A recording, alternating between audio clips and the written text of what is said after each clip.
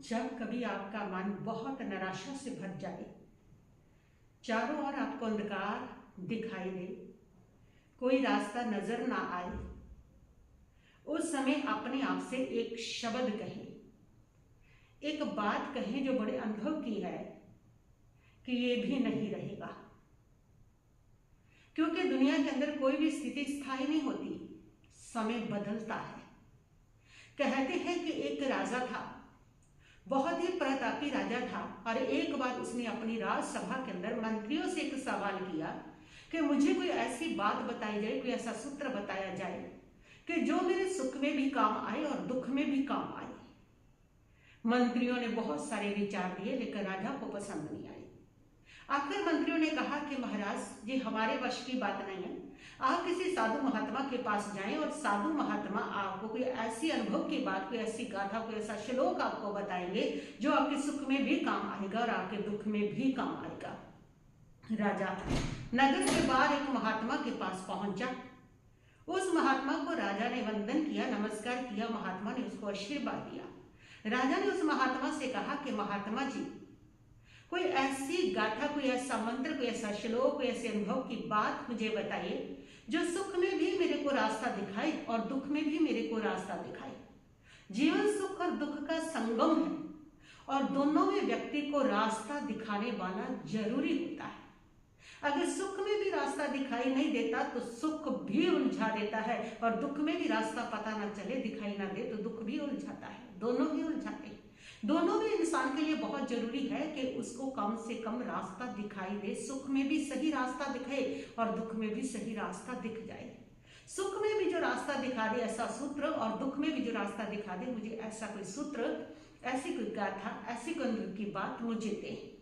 महात्मा ने कहा कि जरूर, और महात्मा ने एक अंगूठी उसको दी और देख करके राजा से कहा कि ये अंगूठी है, इसको तुम पहन लो, और ये अंगूठी इसको अभी मत खोलना।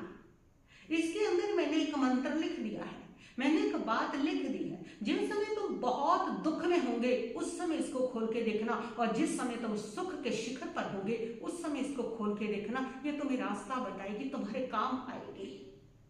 और अगर तुम अभी खोलोगे, अगर तुम अभी देख लोगे तो ये व्यर्थ हो जाएगी, तुम्हारे लिए बेकार हो जाएगी। जो लाखों की करोड़ों की बात है वो तुम्हारे लिए कौड़ियों के भाव हो जाएगी। इसलिए अभी इसको मत खोलना। राजा ने कहा ठीक है। राजा ने उस अंगूठी को पहन लिया, राजा चला आया। राजा के मन के अंदर एक बहुत बड़ी आकांक्षा थी कि मैं एक बड़ा सम्राट बनूं, एक बड़ा राज्य बनूं, और ये सोच करके उसने दूसरे राजा के ऊपर आक्रमण कर दिया। जब सेना के साथ आक्रमण किया तो दूसरा राजा ज्यादा बलशाली था, और वह राजा जो है वह इस राजे को पराजित कर देता है, और राजा हार करके भाग गया, जंगलों में जा करके छुप गया है और बैठा है। और राजा जो है वे देख रहा है कि शत्रु उसके पीछे पड़ गए हैं, और सारे शत्रु उसको ढूंढते ढूंढते आ रहे हैं, और उसको आवाजें भी सुन रही है, उनकी पगध्वनि भी सुन रही है। राजा सोच रहा है क्या से क्या हो गया। बनने गया था चौबे जी थे, बनने गए थे छब्बे जी और रह गए दुब्बे जी।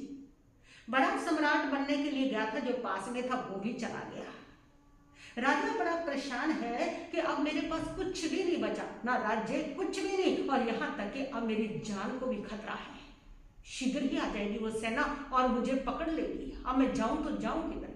मैं छिप करके बैठा हूं, लेकिन उनकी नजर बहुत तीक्ष्ण है, उनके अनुभव बहुत तीक्ष्ण है, और वो मुझे पकड़ लेंगे। पर मैं शत्रु के हाथ तो नहीं लगना चाहता।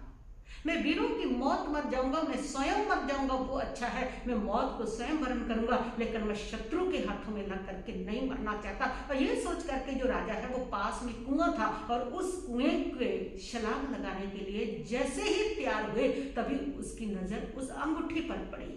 उसको ध्यान आया, सच महात्मा ने कहा था, जब बहुत दुखी हो जाओ, जब निराशा घेर ले, जब कुछ भी नजर ना आए उस समय इसको खोल लेना, ये तेरे काम आएगी। चलो अब मरने से पहले इसको भी खोल लेता हूं। और राजा उस अंगूठी को खोल करके देखता है तो उसमें लिखा था ये भी नहीं रहेगा। राजा को बड़ी शांति मिली, बड़ा सुकून मिला। राजा सोचता है बात तो सही है, अगर वो नहीं रहा, सुख नहीं रहा, तो ये दुख भी रहने वाला नहीं है, ये भी नहीं रहेगा। और राजा का सारा तनाव दूर हो गया, और राजा वही शांति से चुपचाप बैठ जाता है। राजा का मन हल्का हो गया, उसके मन में प्रसन्नता आई। कोई बात नहीं, हिम्मत मत हार, स्थिति हर बदलती है, हिम्मत मत हार, ये भी नहीं रहेगा, वो नहीं रहा तो।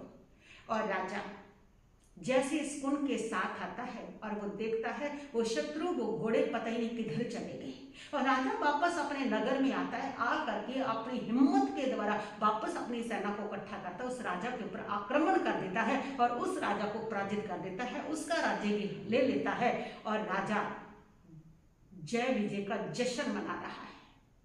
और राजा शोभा यात्रा के साथ चल रहा है, बैंड बाजे बज रहे हैं, जय हो विजय हो की ध्वनि गूंज रही है, जय जयकार हो रही है। राजा बड़ा प्रसन्न है, राजा पूरी तरह सुख में फैला हुआ है, अपना राज्य, उसका राज्य, बहुत सारी समृद्धि उसके पास आ गई है और राजा आसमान को लगा हुआ है।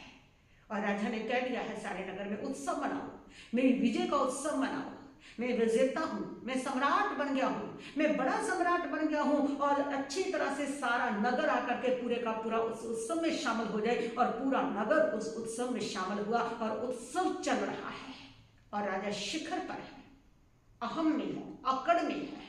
ऐसा सुख किसी के पास नहीं जो मेरे पास है।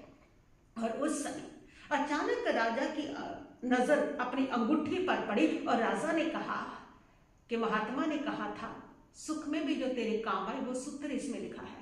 आज बहुत ज्यादा सुखी हूं, आज मैं सम्राट बन गया हूं, आज मैं बड़ा राजा बन गया हूं, आज मेरे पास सब कुछ, आज मैं विजेता हूं, आज मैं सुखी हूं, आज मेरे आगे कोई कुछ नहीं है।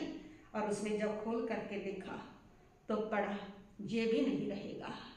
राजा की सारी अकड़ निकल जाती है, राजा एकदम शांत हो जाता है, सारा अहंकार का तनाव चला जाता है। राजा सोचता है किसकी अकड़ कर रहा हूं, किस पर अकड़ रहा हूं, किसका गुमान कर रहा हूं, ये भी नहीं रहेगा, वो नहीं रहा तो ये भी नहीं रहेगा।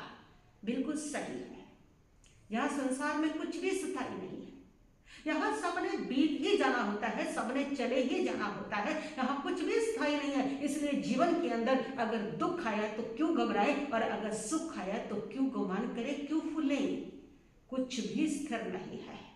जब भी मन निराश हो तो उस समय अपने आप में बस एक शब्द अपने आप को उस समय बोलना, उस निराशा में, कि ये भी नहीं रहेगा, ये भी समाप्त हो जाएगा। आपको बड़ी शांति मिलेगी, बड़ी सुकून मिलेगी। और सुख में जिस समय अहम में आ जाओ और जिस समय लगे कि सारे मेरे को छोटे छोटे नजर आ रहे हैं और वो अहम तुम्हें दुखी कर रहा है, उस समय भी बस यही एक शब्द बोलना, ये भी नहीं रहेगा और आपका सारा अहंकार धुल जाएगा और आपकी सारी अकड़ समाप्त हो जाएगी।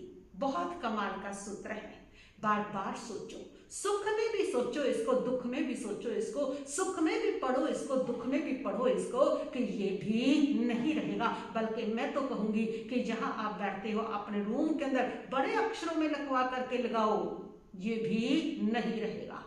जब घर बनाते हो ना, उसका हम आता है कि मैंने बड़ा बंगला बनाया, बड़ा सुंदर है, ये है वो है, और जिस समय उसका अहम आता है उस समय उसके बंगले पर अपना नाम लिख के, धाम लिखने की बजाय, भवन लिखने की बजाय उसके नीचे जरूर लिख लेना, ये भी नहीं रहेगा। बड़े बड़े पुराने 100 साल पुराने बंगलों को देखना, वो भी नहीं रहे। बड़ी बड़ी सभ्यता के साथ बड़े बड़े मकान, बड़े सुंदर डिजाइनों के द्वारा जो तैयार हुए थे, वो भी नहीं रही। मोहनजोदड़ो की सभ्यता बता रही है, वहां पर इतने सुंदर नगर बने हुए, इतनी सुंदर गलियां बनी हुई हैं कि आज जिस पे तुम गुमान करते हो कि ये कोई नई तकनीक आ गई है, आज हम ही सबको भोग रहे हैं, इससे पहले शायद किसी ने नहीं भोगा जैसा बंगला हमारा किसी का नहीं होगा। हम मोहनजोदड़ो को देखो, उससे बढ़ करके सुंदरता, ब्यूटीफुल, उससे बड़ी तकनीक हमारे पास है भी नहीं, और उसकी हालत देखो क्या होगी, वो भी नहीं रहा।